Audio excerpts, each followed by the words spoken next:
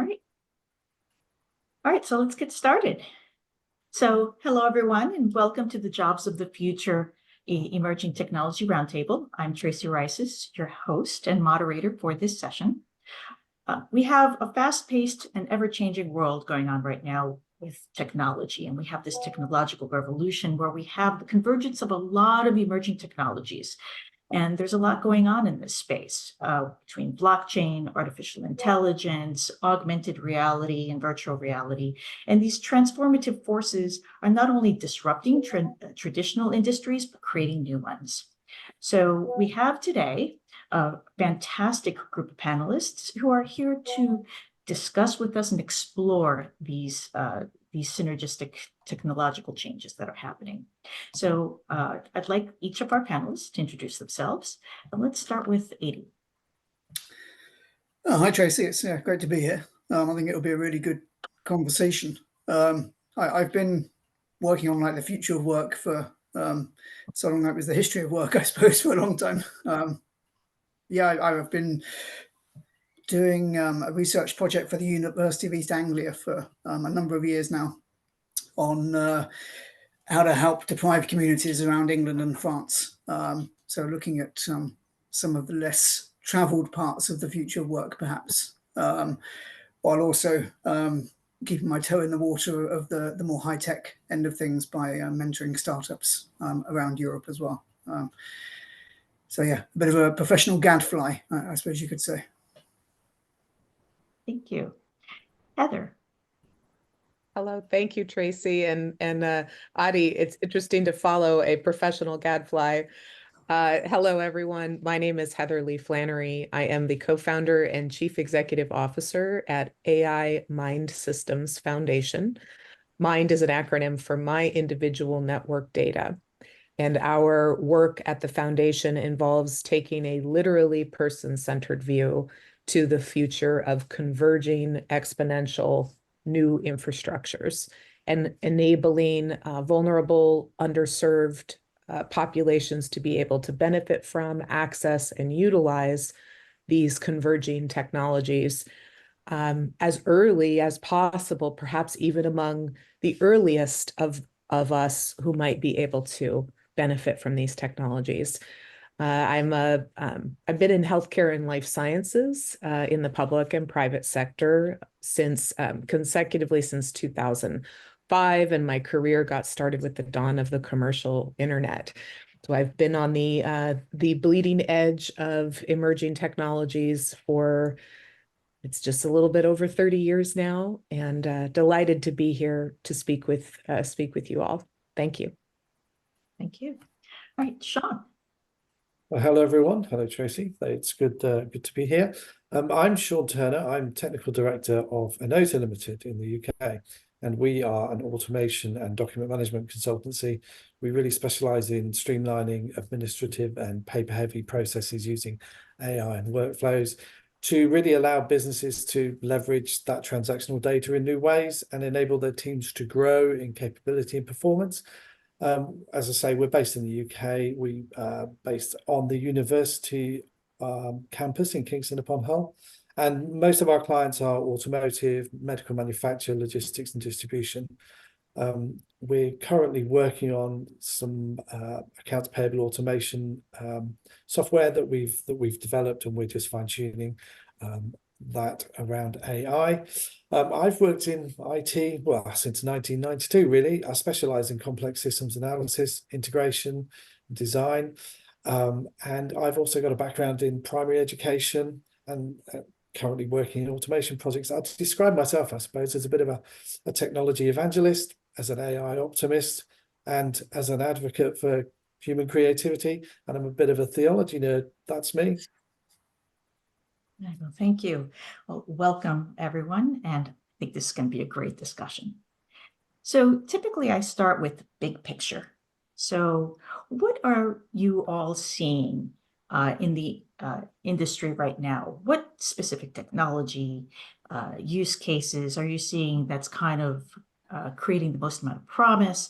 And also, how is it reshaping our society as a whole? Now, this is very big picture. So who'd like to start? Haiti. Yeah, I can jump in. I don't know how widespread the news has been, but obviously in the UK recently we've had quite a lot of civic unrest that Elon Musk has potentially not been helping a great deal. And a lot of that unrest has been centered around deprived communities that haven't really benefited from globalization and have been a little bit left behind in terms of the fruits of the economic growth that the rest of the economy has seen. And so I think that, and we're in a year where I think a good half of the population are having elections, and this is sort of quite commonplace, whether in the UK, the US, mainland Europe, and elsewhere, that there are almost two sectors of society, one that is benefiting from the kind of technologies that I'm sure we'll be talking about today, and then a part that isn't. And that part is finding its voice in various ways and electing people that perhaps we wouldn't necessarily want elected, and enacting policies that we wouldn't necessarily want enacted. So I think however we manage the technology transition, and obviously things like AI are going to be a big thing, but also the net zero and climate change related technologies are going to be increasingly important. I think however we manage this transition, I think we've got to make sure that we bring everyone along with us rather than concentrating the fruits of that transition in the hands of a relatively small number of people. That's the biggest issue I think we're facing today. Adi, if I could build on that, first, just here, certainly true and central to our work at AI Mind Systems Foundation. You mentioned a couple of ideas I'd like to unpack a little bit further, and that has to with the same matter of inequity and its issues fundamentally. There is a lot of debate about what constitutes ethical AI or responsible AI, and a large numbers of frameworks and expressions of principles and so forth. There are two areas that I feel are underrepresented in the discourse generally, and really important to seeing a vicious cycle turn the other way and become a virtuous cycle of inclusion instead of exclusion, of prosperity instead of extraction.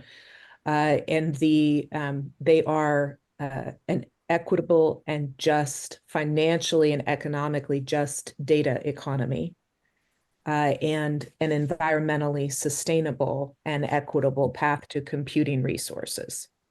So right now, we are certainly seeing and driving, participating in driving the convergence of a series of exponential technologies, but those technologies alone don't actually address the problem of inequity. That has to do with social systems, complex systems, policy, systems of governance, risk, etc. We assert that there can be no ethical AI if there is not an economically just data economy underpinning it, with data as both the raw materials in order to train models and the necessary consumption in order to provide input parameters to any model. The entire economic value chain presently extracts from society across the board, and does not financially include in that value chain the data and AI original producers. It would be akin to having a food supply where the parties pulling the food out of the earth had zero economic participation in the downstream secondary manufactured goods and so on. We know what that looks like and how that has happened historically. We now have an explosion in wealth creation and incredible opportunity, and it is over a data economy in which individual people, families, and communities are not financial participants. On the environmental side, we are very immediately going to begin to see increased rationing of compute in order to conserve power, water, and have an environmentally just ecosystem. That means we need new systems in order to facilitate that, incentivize that, monitor and evaluate that, and those things have to be placed together around data and compute and those resources. So lots to say about the exponential tech itself, but I couldn't agree with you more about our most fundamental challenge. Thank you. Sean, what are your thoughts on that? Yeah, so obviously I come at it from a slightly different angle. I work in a very different field to Heather and Adi, but I think one of the things that is very evident to me is it's almost like there's a clash of competing ideologies. And obviously we're approaching the question of AI and ethics from a Western perspective, as that's what we do. But I think for me, it comes down to understanding the definition of the word good, because technology should always be used for good. And I think what is meant by good, what do we as a Western society mean by good when we talk about AI and ethics, and how does that differ, and how do we bridge that gap? You know, it reminds me very much of the Cold War. The approach to AI is very Cold War centric, isn't it? You know, there are differing perspectives on what it should be used for, and you know, from our perspective, we want it to be used for the good of the global society. You know, we want things to be better. We want to be better stewards of the environment. But the challenge for us is bridging gaps in understanding, I think, from my perspective. I don't know what you think about that, Adi. Yes, an interesting, wasn't it? Isn't it? I mean, technology as a whole is always quite benign. It's our application of it that makes it beneficial or harmful. And I'm reading Hatim Rahman's book at the moment from Northwestern University, which looks at how algorithms are controlling us in a professional context. And obviously there have been numerous books on the impact of having an algorithmic manager on like Uber drivers and stuff. But he's looking at it from a white collar perspective. And I think there are something like 40 million workers on Upwork and platforms like that now, and they're increasingly being managed by algorithms. And as a sort of point of context, I think in the US, the next biggest employer is retail, and they employ about 3 million people. So 40 million is a pretty hefty workforce operating in an environment which I don't know if we necessarily understand it too much. And obviously it comes without a lot of the safety net that comes with more traditional employment, and what impact that's going to have on society going forward. I'm not sure we really understand that yet, but it's moving at such a pace that it does feel like we need to understand it pretty quickly. It's interesting. This concept of good seems to be subjective, and not consistent across cultures.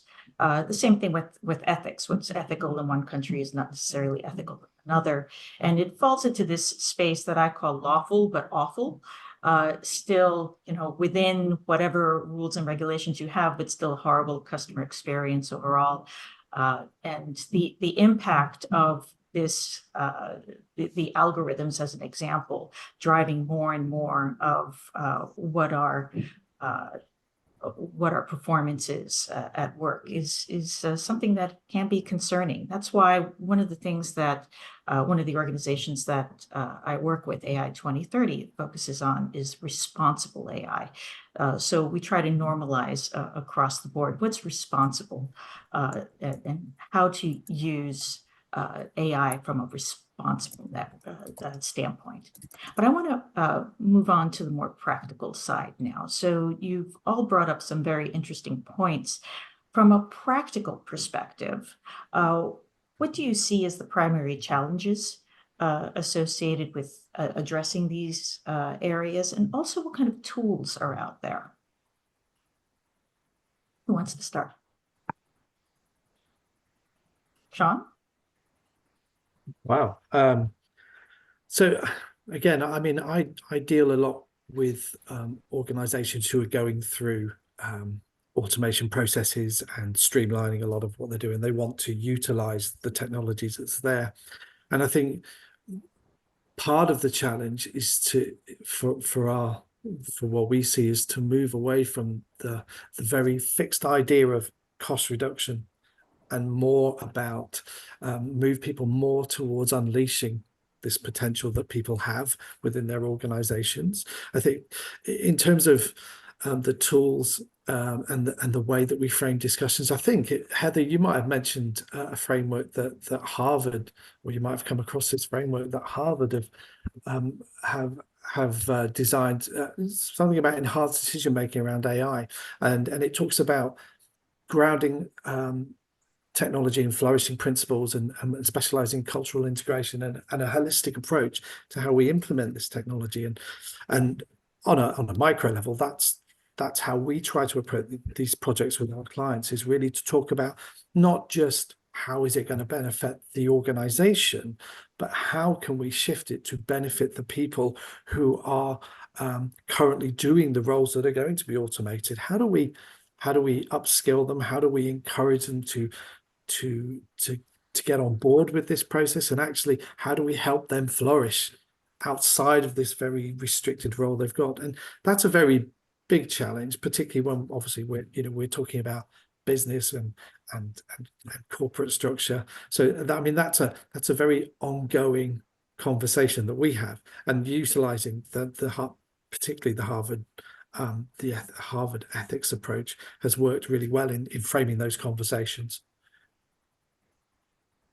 You know, I'd love to, thinking about tools, I'd like to back up just a couple of steps and then come back to tools. Sean, you brought up what is good. Tracy, you're talking about the innate subjectivity of those questions. Something that I'd like to highlight about ethical governance approaches is that ethics is about choices. It's about trade-offs. It's about making decisions between A or B or C. Rarely is there a perfect ideal decision to make. So what it really is about is systems of choices and decisions. And that evokes then what are principles that guide some group by consensus or by election or by some governance mechanism, a set of principles. And then what is the inclusion framework for decision making? So we cannot know in advance what the quote unquote ethical choice might be. And undoubtedly, an ethical choice will prioritize one group over another, one priority over another potentially equally laudable priority, because in a constraints-driven reality, in the arrow of time, we are always making those choices. So that question of what are our principles, what is our system for inclusion in decision-making processes, and of course transparency of same, all become really important. When we're talking about tools to solve problems, we're referring to this enormous challenge of large swaths of the population of planet Earth having been not having materially benefited from the digitization of society, and who are at further risk and for various reasons with this paradigm shift or meta paradigm shift that we're presently in. I want to highlight that there are ways that we can apply to AI, interestingly, in order to help solve some of those problems.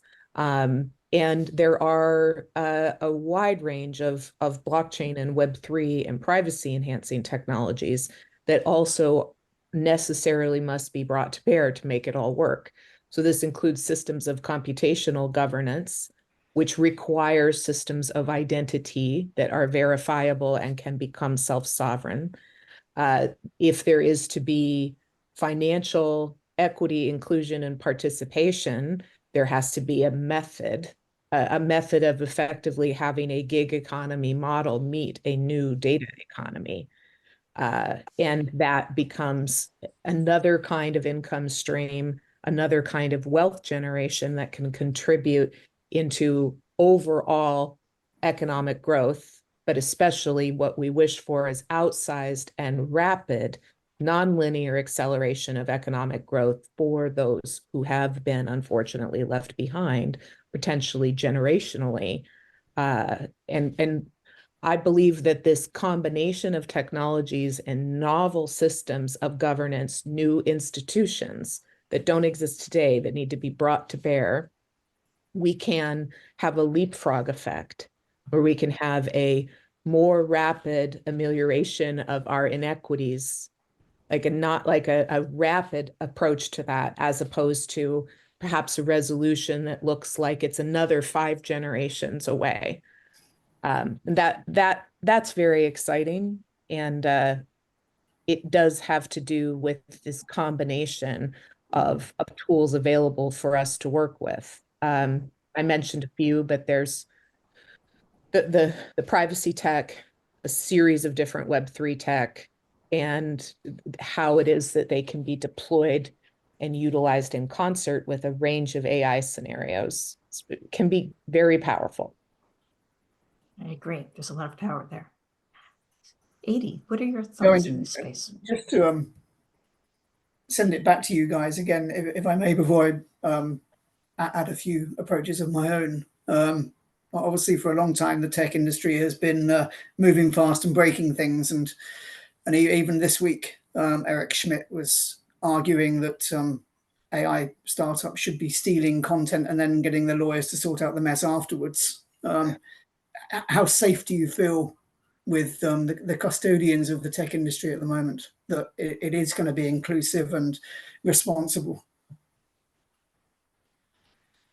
Well, I'll jump really quickly on that. I mentioned a moment ago that I believe we have missing institutions, and that it is not necessarily that the institution of a for-profit corporation is inherently bad, broken, or wrong.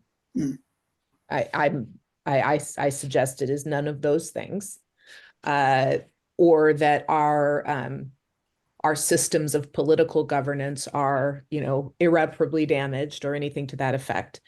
But rather, there are new methods of individual people gaining power, and there are mechanics by which we can correct a power asymmetry between individuals and families and corporations and governments seeking to serve or influence or sell to them. And that doesn't happen with the institutions that we have right now. So you can almost see the need in the negative space, if that makes sense. And our work at AI Mind Systems Foundation posits a new structure that doesn't dismantle or diminish the existing institutions, but adds something new into the mix that can facilitate an equitable, transparent, and representation function at democratic scale, but not in conflict with political governments as they stand. Yeah, I'll just add something that I am an unabashed AI optimist, but I am a human skeptic. I feel like our technology is outpacing our emotional and intellectual capabilities as a society at the moment. It's not going too fast, but I think we are constrained by the limits of our current computing power, which is a good thing, really, at this stage. However, I'm thinking about Heather's points about bolstering those existing institutions and adding new control layers and new control mechanisms or governance mechanisms, I think, is something that really needs to happen, because when we do hit the next inflection point, which I think quantum computing is going to give us this, I really feel like we need to be in a position globally to manage this and to manage it responsibly.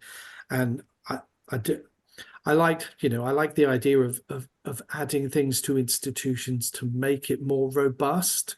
But I think there's probably some other socio ideological clashes that need to be finished before we can implement those. But we are an evolutionary species. It's what we do. We develop and we evolve. And I love Heather's ideas there. I think that gives me more hope and less skepticism. Sorry, Adi, go on. Yeah, no, I just think it's interesting. And any major transition historically has been disruptive in one way or other. And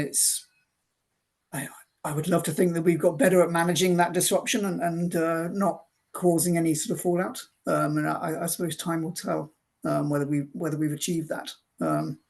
Certainly in the research that my colleagues and I have been doing. Certainly in like post-industrial communities, there's quite a big crossover between skills used in old economy sectors and some of the skills in, say, net zero sectors. And so transitioning into employment in those areas can help, certainly in ways that, for instance, the old coal mining communities in Wales have been economically moribund for a generation now. And we still haven't really managed to regenerate these areas. And I don't think we can afford to do that with the current transition. And also one of the promising developments I'm seeing is the rise of skills-based recruitment.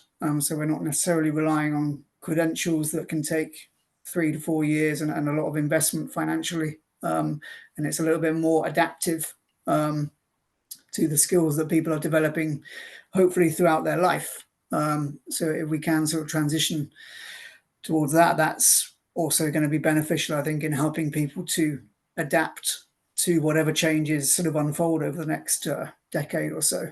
And I guess the third sort of area that I'd like to see a little bit more work in is that we, from a skills perspective, we're seeing a lot of work in developing data science and cybersecurity and AI and things like that, quite sort of high level skills. But a lot of the people that we were working with lack even basic tech skills in enabling them to access their bank or their local government provider or their healthcare provider or what have you.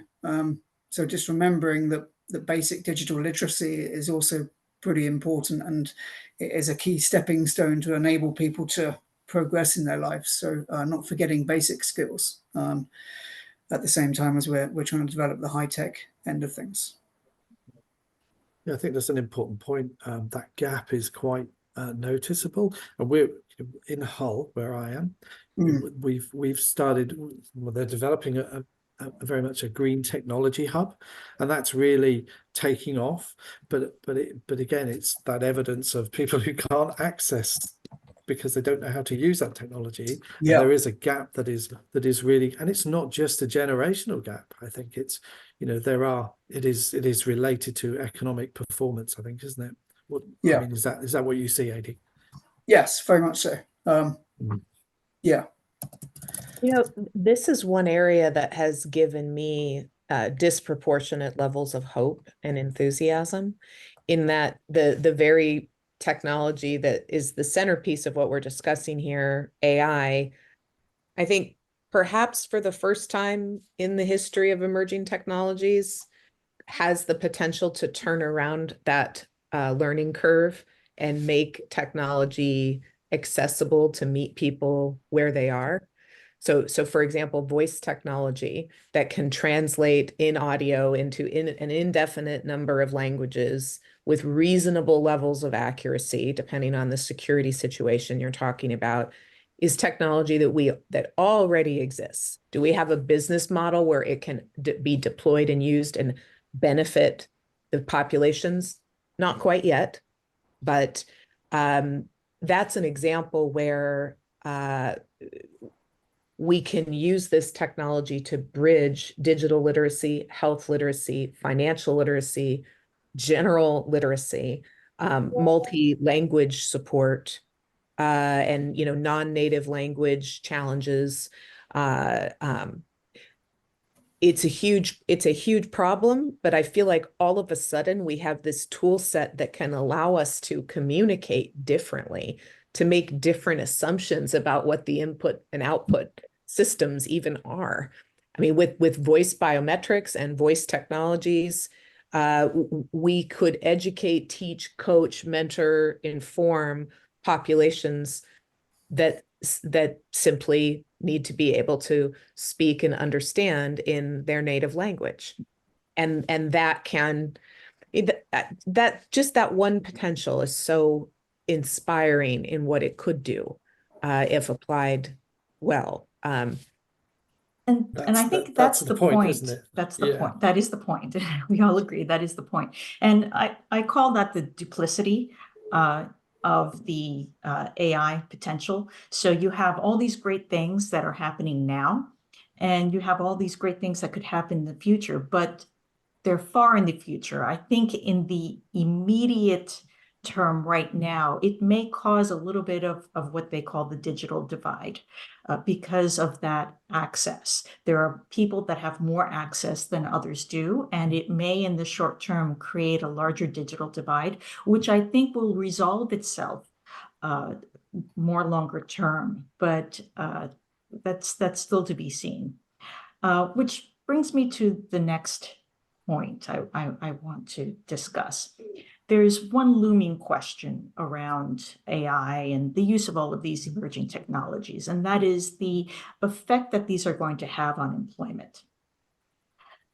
Now, we've seen in recent events, the Screen Actors Guild, the Writers Guild of America, they went on strike to resolve one of the issues that they needed to resolve was the use of AI or AI produced images of the actors, or AI produced writings that were similar, or rewrites of things that writers had written.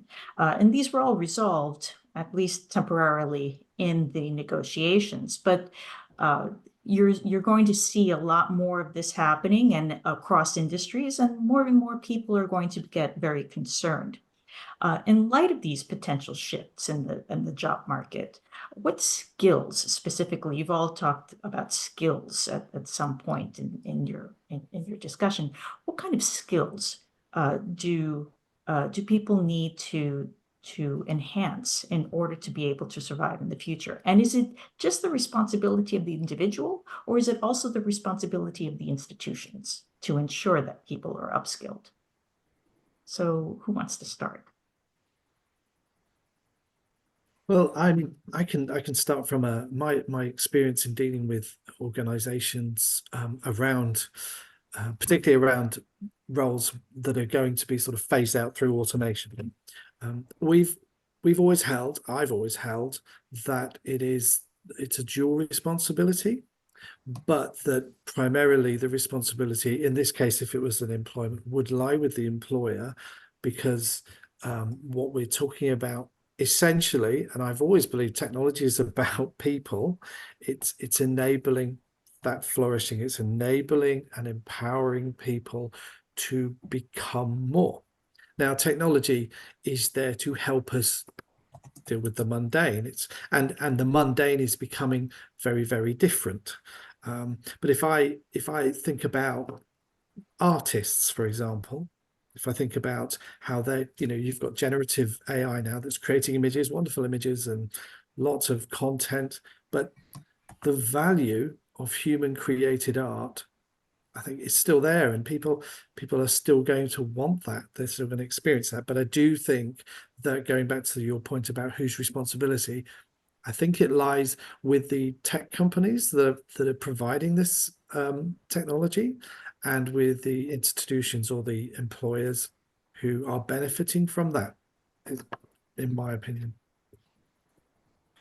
Do you think there'll be a hollowing out, Sean, whereby you have the highly skilled artists, to use your example, who are still very much in demand, and then the lower skilled people at the bottom who are overseeing, let's say, what technology is producing, and having a more editorial rather than creating it themselves, and then the rest are automated out of existence. Is that a I think, possibility? yeah, well, I think, I mean, that there'll always be a market for Athena posters, and if you know what Athena is, that's dating you. There'll always be a market for that type of, for example, artwork. And I'm only talking about artwork in this context, but when you buy a piece of art, what are you buying? You're not just buying what you see, what you hear. You're buying the journey, and I think that's going to have a greater value.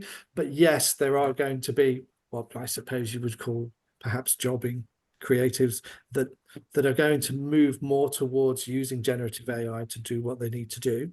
But your mural painters, your mural artists, that sort of thing, I think I feel like as a creative, I would hold out great hope for the future. I feel like this is an opportunity for a renaissance of genuine human creativity.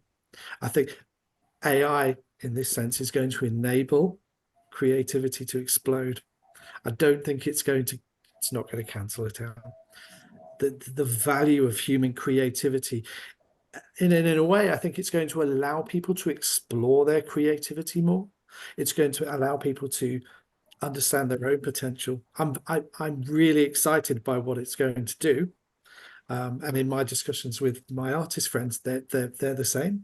It's going to be painful few years, but at the other side, the value of the human experience is still going to be there, and I think it's going to be worth a lot more. What do you think? I mean, I'm buoyed by listening to you, because you are an optimist, and you're unabashed in being optimistic. So it's a good thing. I mean, for a long time, probably a decade or so, whenever I've been talking about is AI and robotics going to take our jobs, I've always been very hawkish that I didn't think it would, and that history tends to sort of bear that out, that technology doesn't tend to lead to a mass disruption of jobs. There's a period of adjustment, but humanity tends to endure, and hopefully that will be the case with the latest generation of technologies.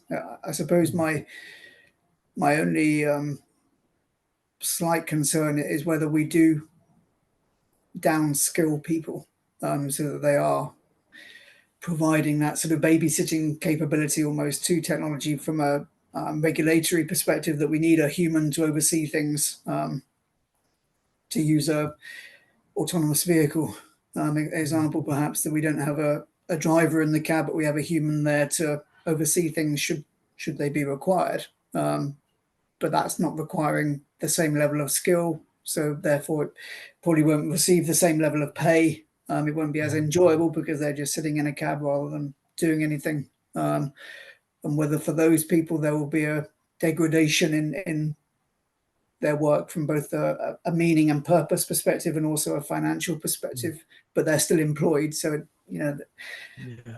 I wonder if that's necessarily a risk that we may face in the years. That's a fair point. And I think it comes down then to enabling the finding of purpose outside of what we traditionally do, which is, what do you do for a living?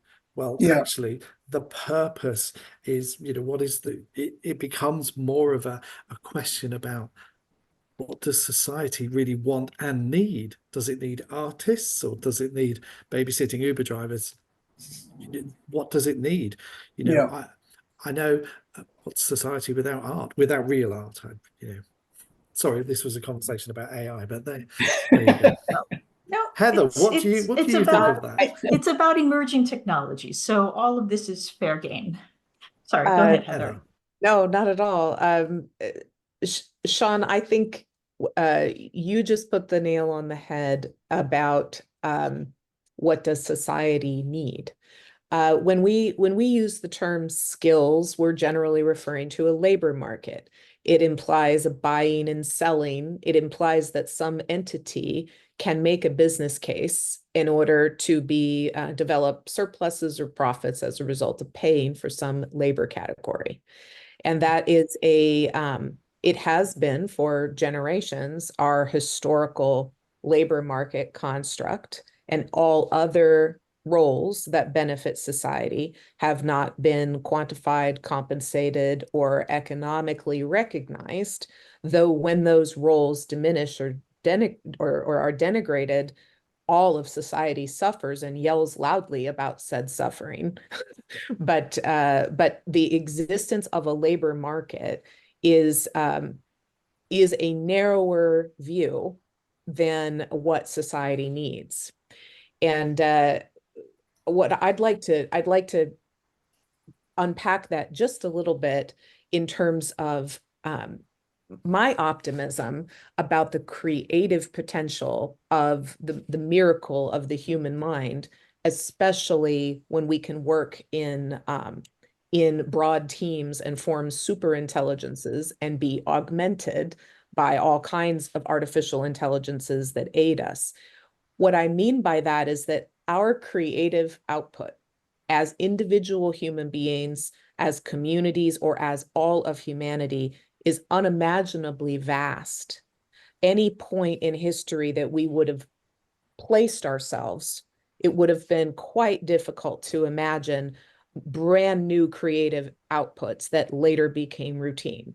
There was a point in history where memorized epic poems were probably the height of a creative output in humanity. The novel did not exist. Many things that preceded the ability for novels to exist did not yet exist. So I use that as an example of, are novels good? Do we like them? Has society benefited from novels? How many people have written them, created them, profited from them, etc.? If we're sitting at a time where 6 months, 12 months, maybe not very far down the road, there are entirely new kinds of creative outputs that we don't know right now. It's around the corner. We can't see. But it doesn't mean that massive productivity gains that might have the potential to radically benefit huge societal ills aren't available to us when, as a civilization, we move up Maslow's hierarchy. And so another point I would like to make about that, the question about accountability. In healthcare, we talk about environmental, social determinants of health and individual determinants of health. And those are two different categories. Any health economist, actuary, sociologist, historian will recognize that population health is a set of blended factors in a very complex system. I would like to encourage anyone asking that question about should it be this party or that party that wants to make that a binary question. It is not a binary question. There is no question that accountability must be shared, including with individuals, but we are all born into and living in an evolving society where, as we come of age and we come into our power, we become the individuals doing the shaping. And that is the cycle of our lives. And it is upon us now in this incredibly unique inflection point. And so I would just like to make this point. What if the self-actualization of an individual person is value generating for society? And we know what that looks like. We know that the well-being of a person improves their health outcomes in countless ways. We know that all of humanity is, I mean, in the United States, we're at almost 20% of our GDP in healthcare expenditures. We are insolvent, hard stop, due to healthcare expenditures. Globally, governments around the world are spending probably upwards of $1 trillion a year on global health in trying to aid low and middle income countries. What I'm saying is that if you want to know what it looks like if you were to fix that, look at global healthcare expenditures. What if that economic volume could be redirected to individual people's realization of well-being? And in so doing, removing massive cost and risk from the solvency of society as a whole. There's a lot of ideas there, but when I talk about a new and just and inclusive data economy and the gig economy meeting a data economy, those are some of the ideas that underpin it. And I remain in this subject just as optimistic as Sean, as a result. I think really AI will make us more human. I think it will allow us to accelerate our creativity, to accelerate our capabilities and the possibility. There's a bit of a rocky road to go through, and there's a lot to navigate, but I firmly believe that. And those gaps that we see in society, that has the capability, when used and directed properly, to really make a difference, I think, AD. But what do you say? You're at the cusp of that. You're at the sharp edge of it, aren't you? Yeah, I mean, I'll always be provocative, and Tracy was talking about the writers' strike at the start of this segue. So I'll put it back to you. In terms of AI and creativity, do you think Hollywood is more creative now or less creative than it was maybe a generation ago? I think it is just as creative. And I want to tie this together with something Heather brought up regarding healthcare. I have a friend who is a doctor, and she often tells me medicine is just as much art as it is science. Bridging the two together is creativity. Now, I think that AI will help humans become more creative, actually, because it gives them, based on what Heather has also said, data in order to be able to do that. You have data at your fingertips. You have access to that data to be able to help you think of that data differently than you did before. And that's where the creative part comes in. So I think there's a merger of the two. And to Sean's point, human flourishing is the result. I think AI will help us flourish more. So that's the answer to your question on the artists in Hollywood. I think this will enable us quite a bit. And so I'm both positive from the, or optimistic from the standpoint of both the technology and the human use of it. So I want to go on to my final question, the question that I call my crystal ball question. So looking ahead in the future, what do you think is going to happen in our journey next?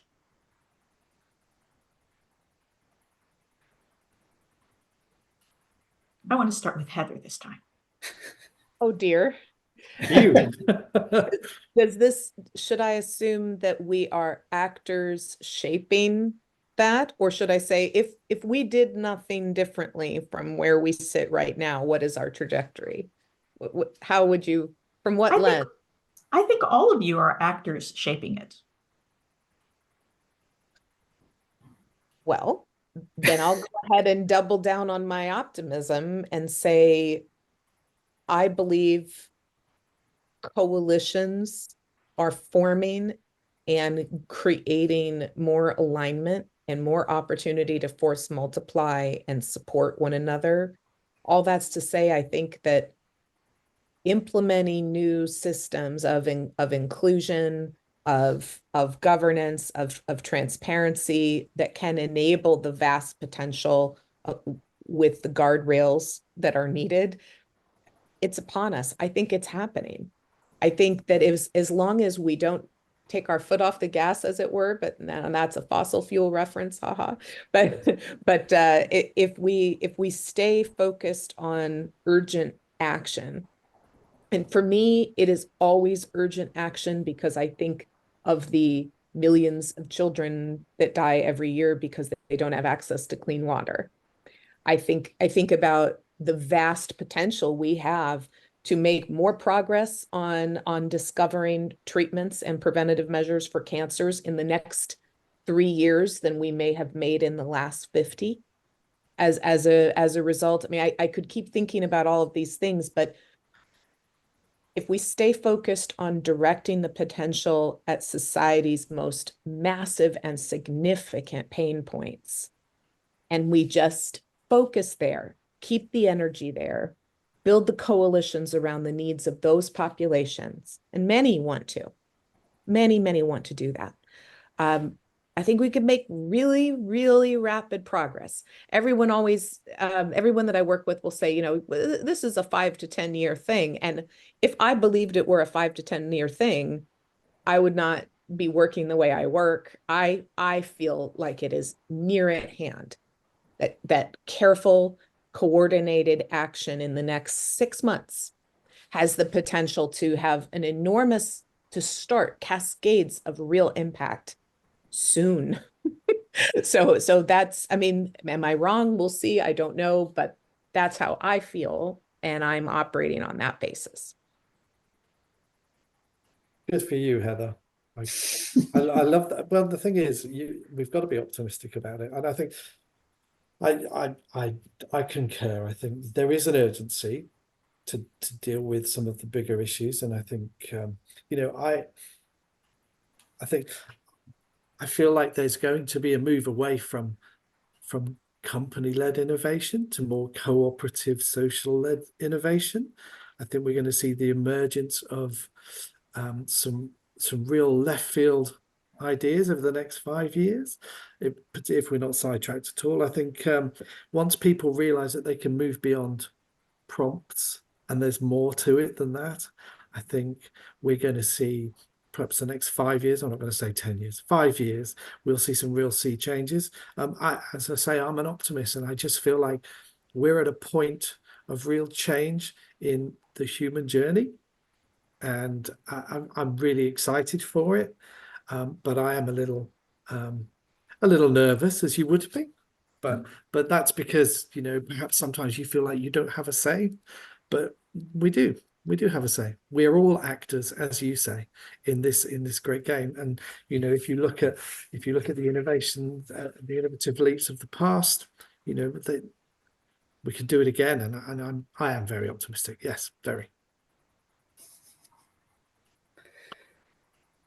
Yeah, I love how you two are both incredibly optimistic, and I feel compelled to play the role of the pantomime villain. I'm sure the audience are booing at me as every time I open my mouth. But I think it's interesting from my perspective how certainly in terms of generative AI, how we have had that massive peak of expectation about its role, and a huge investment in certainly in the hardware, and pretty much every organization, I think, and individuals themselves have been dipping their toes in the water in some way. And obviously the last few weeks, there has been a bit of a retrenchment in share prices, and companies haven't met expectations in terms of the revenue that they've managed to get out of the technology. So I think there will be